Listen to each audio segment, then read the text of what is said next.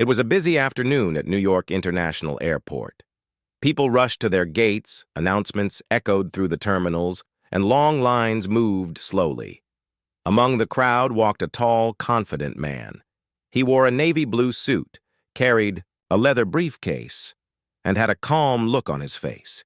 His name was Mr. Jordan. He was flying first class to London for an important business meeting. He had a confirmed ticket and had checked in online. But as he walked toward the first-class boarding gate, something unexpected happened. Two airline staff members, a young woman and a tall man in uniform, looked at Jordan and frowned. "Excuse me, sir," the woman said, stepping in front of him. "This line is for first class only." Jordan smiled politely. "Yes, I know. I have a first-class ticket." She looked at him, then at his clothes, then back at him again. "Can I see your ticket, please?" Jordan calmly handed her his phone. She looked at the screen, then raised an eyebrow. She whispered something to the male staff member. The man shook his head. "Sir, are you sure this is your ticket?" he asked. Jordan's smile faded slightly. "Yes, I booked it myself. Is there a problem?" The woman gave a short laugh. "It's just, you don't look like someone who flies first class often." Some passengers standing nearby turned to look.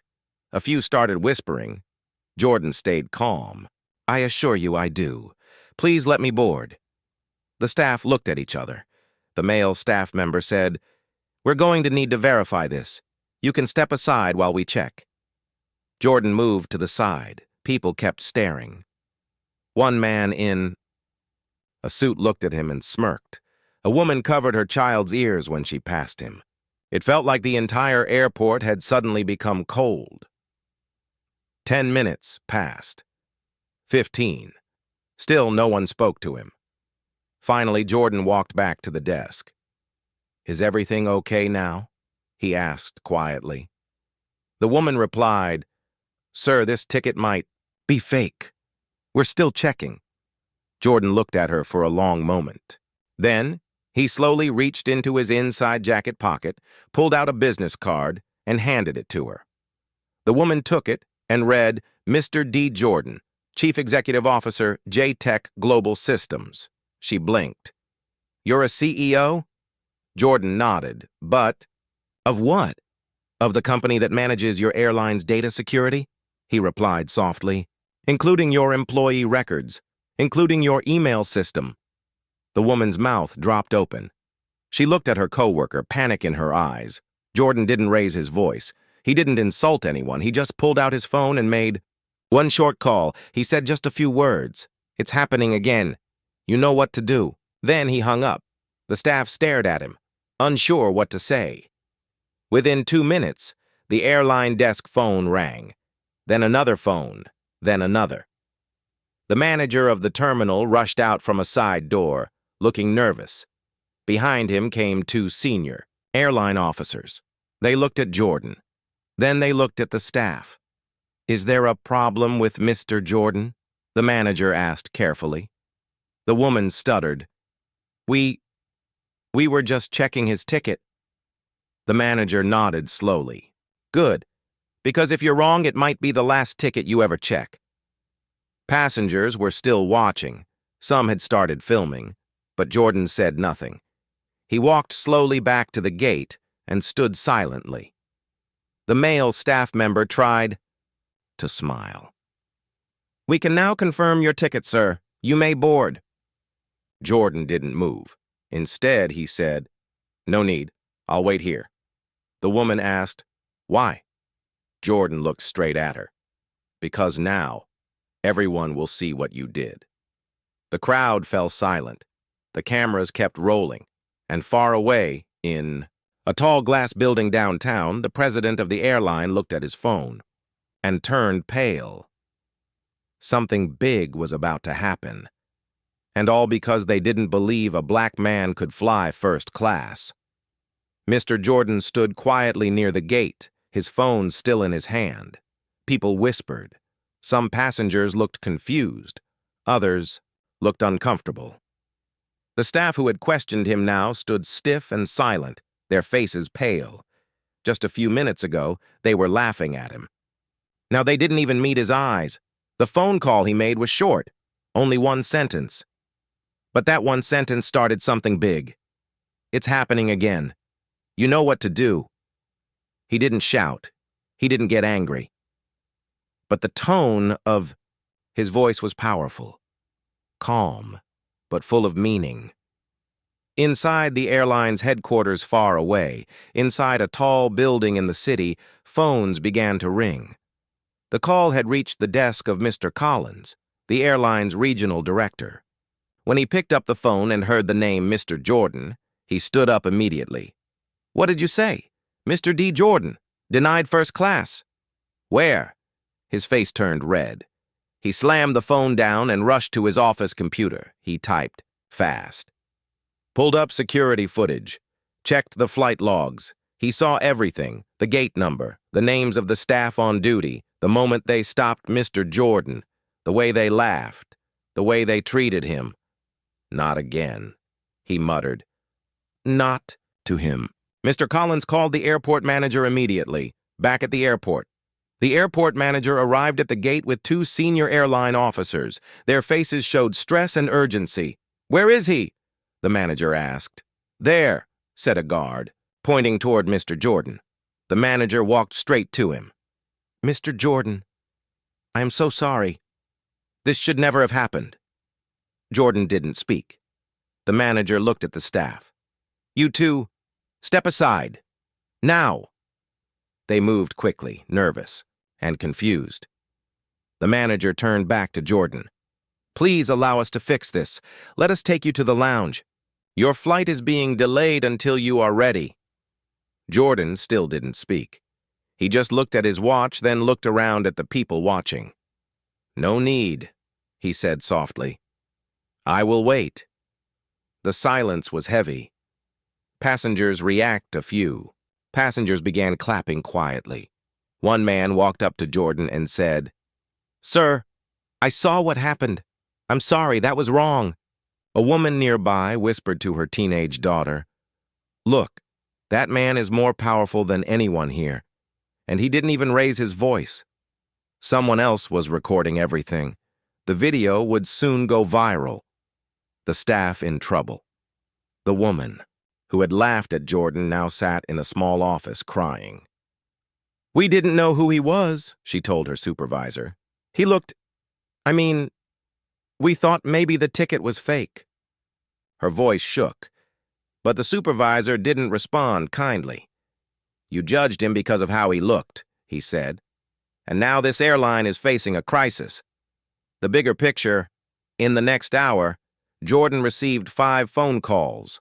One from the airline's CEO, one from the president of the board, 2 from reporters, and one from a quiet voice that said only, 'Whatever you need us to do, we'll do it.' But Jordan didn't ask for anything.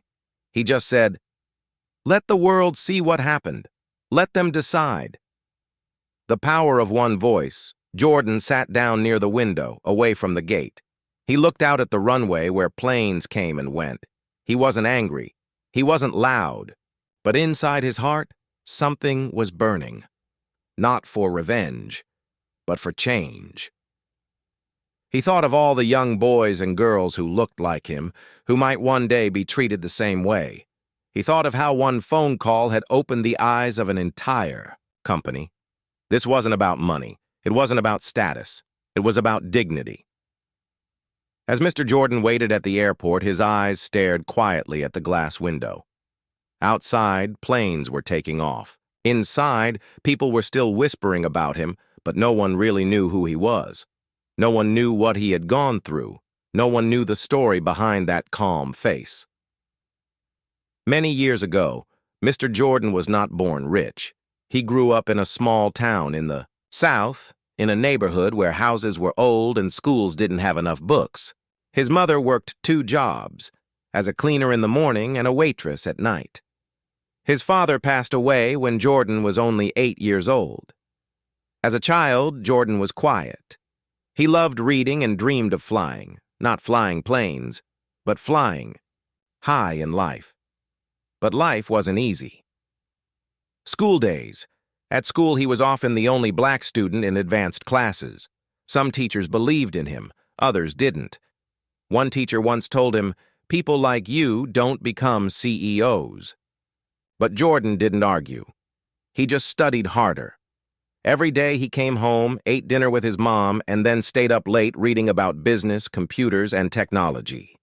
By the time he turned 17, he had built his own computer from used parts. College years, he got a scholarship to a top university. But even there, he faced the same looks, the same doubts. Once, a professor thought he was in the wrong classroom. Another time, during a group project, no one wanted to work with him. But Jordan didn't complain. He worked alone, and his project won first prize in a national tech competition. Slowly, people started noticing him. Entering the tech world after graduation, Jordan entered the tech industry. He started as a junior software engineer in a small company. People underestimated him. In meetings, they ignored his ideas. At office parties, he stood alone. But he kept working, quietly, strongly. After 5 years, he launched his own company, J-Tech Global Systems, from a small garage with only 2 employees. Today, that company is one of the top tech security firms in the world. They protect data for hospitals, banks, and even airlines. Yes, the same airline that just embarrassed him at the gate. Why he stayed silent. Jordan could have shouted at the staff at the airport. He could have used his name to get special treatment, but he didn't, because this wasn't the first time something like this had happened. And sadly, he knew it wouldn't be the last. A memory that still hurts. One day, many years ago, he had taken his mother on a flight after he became successful. She had never flown before. They were so excited. But at the airport, the staff looked at their tickets, looked at their skin color. Phones were ringing non-stop inside the airline's headquarters. Emails were pouring in. The name Mr. D. Jordan was now flashing on every screen in the building. Inside the office of Mr. Collins, the regional director, everyone was standing. The room was silent except for the sound of Mr. Collins tapping his fingers nervously on the desk. He had just watched the full airport video. The moment Jordan was stopped, questioned, and humiliated. He was not only shocked, he was scared.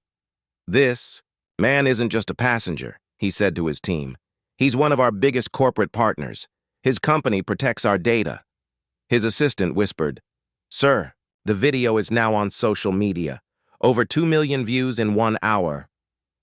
Mr. Collins's face turned pale. Emails exposed. As the internal investigation began, the airline's IT department uncovered something worse. A few employees had sent emails, mocking Mr. Jordan's appearance. One email said, "Looks like he found that suit at a thrift shop. First class? Yeah, right." Another wrote, "He probably used someone else's ticket. Watch, he's gonna say it's racism." These emails were now leaked, and they were spreading fast. News channels jump in. Within the next hour, TV reporters reached the airport. Cameras were everywhere. Microphones were pointed at passengers. One reporter said live on air, "We are standing at Gate 14, where Mr. Jordan, a respected black executive, was denied entry to first class, not because of his ticket, but because of how he looked." The Yasser world was watching, and the airline was shaking. The CEO responds. The CEO of the airline, Mr. Anderson, was in a meeting when his phone buzzed. He looked at the screen. "Mr. Jordan incident. Urgent." He stood up immediately. "This is bad," he said. "If Jordan pulls out, we lose millions, and the public will destroy us." He called Mr. Jordan's personal number. Jordan answered calmly. "Yes? I'm deeply sorry, sir," the CEO said quickly. "We are investigating. We will make this right." Jordan didn't say much. Just one line. "I don't want excuses. I want respect." Emergency meeting at the airport. Back at the airport, All staff from the gate were called into a side office. The woman who stopped Jordan was crying. The male staff member stared at the floor. The airport manager looked at them and said, "Do you know who you stopped? Do you know what you've done?" "But we didn't mean—" the woman began. "Intentions don't matter," the manager cut in. "Actions do. And your actions just brought this airline to its knees. Other staff speak out, a few employees." From other terminals came forward. One said, "This isn't new. People like Mr. Jordan get treated differently all the time." Another whispered, "It's always silent until someone like him has power." The manager nodded. "Well, the silence ends today. Change in motion. By the end of the day, 3 major things happened. The staff members involved were suspended. The airline announced a public apology and full investigation. Mr. Jordan's company sent a quiet notice. A contract review would begin immediately. That last part scared the airline the most. If Jordan's company cut ties, the airline could lose millions. It wasn't just about one man anymore. This was about survival. Back at the gate, Jordan still waited quietly. He had not demanded anything. No threats, no shouting. He just let the truth speak. A young airline employee came to him and said softly, "Sir, I'm sorry for what happened. I want you to know, not all of us are like that." Jordan looked at her. He smiled gently. "I know, but that's why you need to speak up. Silence helps no one." The sun was beginning to set outside the airport. The lights inside the terminal glowed softly, but the mood was still tense. Mr. Jordan sat silently in the waiting area. He had been sitting there for hours, not because he had no choice, but because he was making a point. He was not just a passenger anymore. He was a mirror that showed the world how deep the problem truly was. Public pressure builds on social media. Hashtags were trending. Respect Mr. Jordan, flying while black.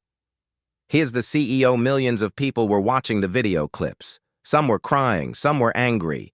Some were sharing their own stories of being treated unfairly at airports. The internet had become a courtroom, and the airline was on trial. The airline's emergency plan inside, the airline's headquarters, a war room had been set up. The CEO, legal, advisors, PR teams, and board members were in one place. The atmosphere was intense. "We need to release a full video apology. Today," one advisor said. "We need to offer Mr. Jordan anything he asks for," said another. But the CEO, Mr. Anderson, shook his head slowly. "No, we need more than apologies. We need action. And Mr. Jordan, he's not asking for gifts, he's asking for change." Everyone nodded, the call that changed. Tone Mr. Anderson called Jordan again. This time, his voice was different, not rushed, not defensive, but respectful. "Mr. Jordan," he said, "we're not calling to fix this with money. We want your help. Help us build something better. Help us fix what's broken." There was a pause. Then Jordan answered calmly, "Now you're finally asking the right question. Mr. Jordan's conditions." Mr. Jordan agreed to meet with the airline's executive team, but on one condition.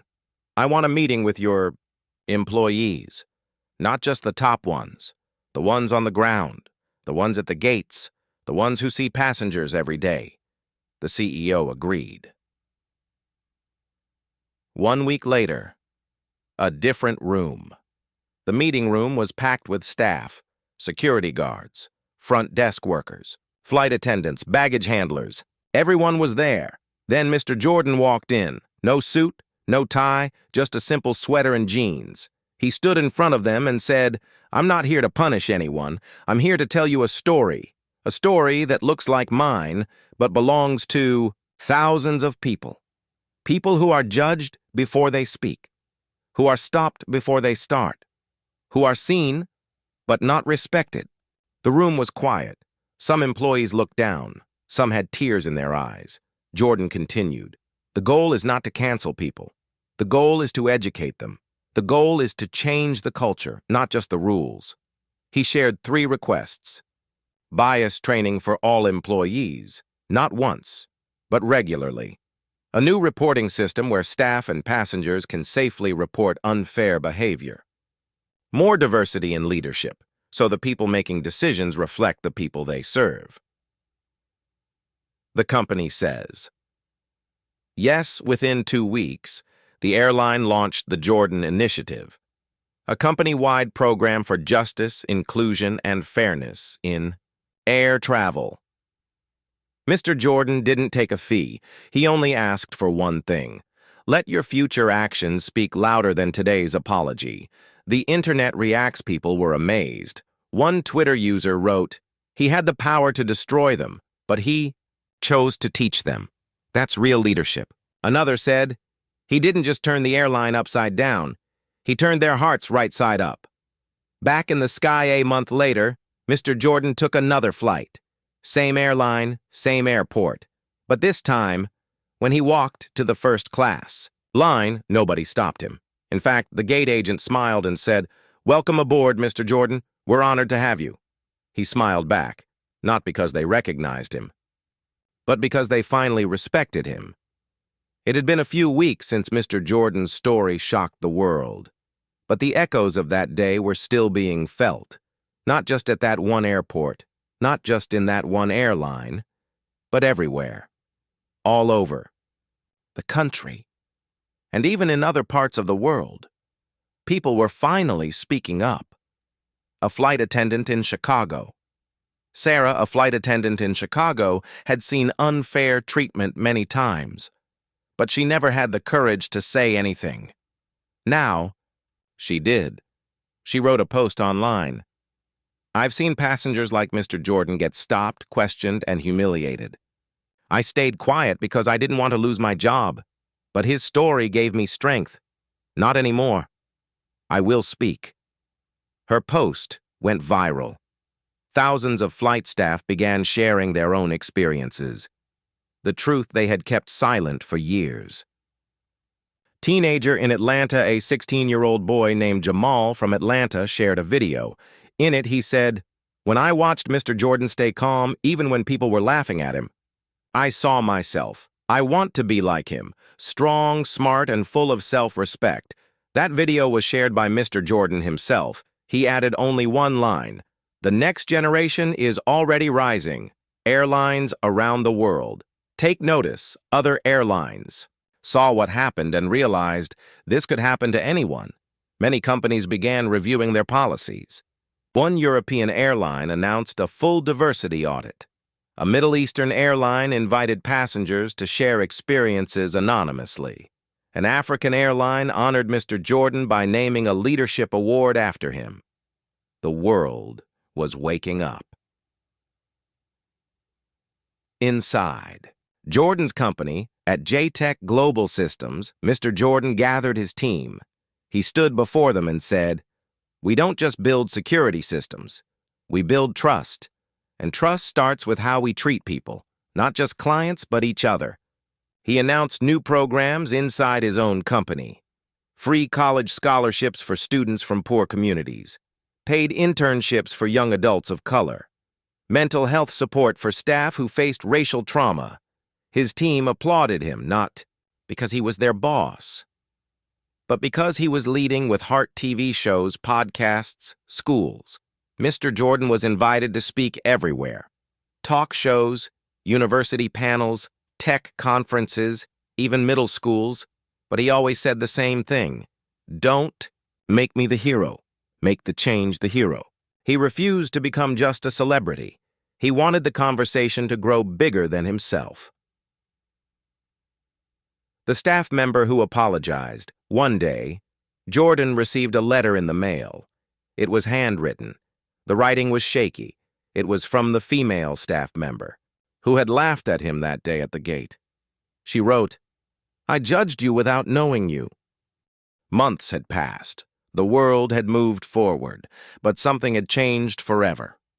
What started as a moment of humiliation for one man had turned into a movement of respect, justice, and awareness. Mr. Jordan, once treated like he didn't belong, had become a quiet symbol of dignity and strength. But now, it was time for one final flight. an invitation. The airline that once embarrassed him had sent him an invitation, not to say sorry again, but to honor him. They were renaming one of B, their newest planes in his name, the D. Jordan Unity jet, and they asked him to be the first passenger on its first flight. At first, Jordan wasn't sure. He didn't care about fame. He didn't want to be praised. But then he thought of every young boy who had been told he wasn't good enough. Every mother who was judged for how she looked, every worker who had to stay silent to keep their job, and he said yes. The day of the flight.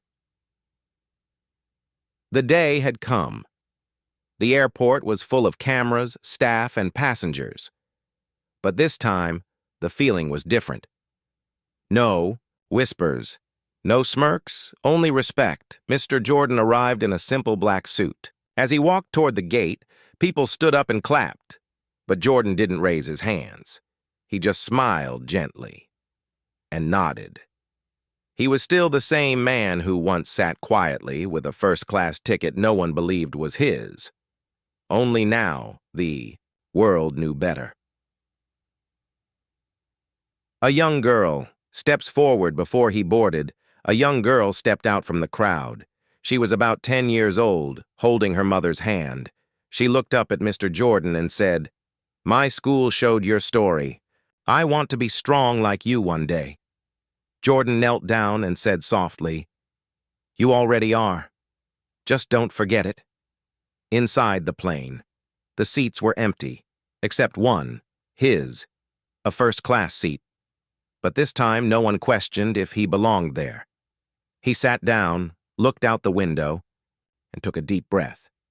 This wasn't just a seat. It was a symbol, a voice.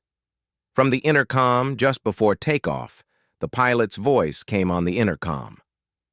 "Ladies and gentlemen, welcome aboard the D. Jordan Unity jet. Today's flight is not just a journey in the sky, but a reminder of what respect, dignity, and courage can build. We thank Mr. Jordan for turning pain into purpose." Everyone clapped again, quietly, respectfully. The takeoff phase. The plane lifted into the clouds. Mr. Jordan closed his eyes. He remembered his mother's tired hands, his small room with books on the floor, the first time he was laughed at in a meeting, the airport humiliation, and now, this moment. High above the clouds, not because of power, not because of money, but because he chose to rise, without shouting, without hate, with grace. The future begins after that flight. More changes followed. The airline hired more diverse leaders. Other companies copied the Jordan model for training and equality. Schools began teaching his story, and more people, young and old, started believing, "I belong, I deserve respect, and I will not stay silent." Back on the ground, when the plane landed, Mr. Jordan didn't make a speech. He simply walked out of the airport into the sunlight. A reporter asked, "Mr. Jordan, do you feel like you've won?" He paused, smiled, and said, "No one wins until we all do." Then he walked away, not as a hero, not as a victim, but as a man who turned a small seat into a loud message heard around the world.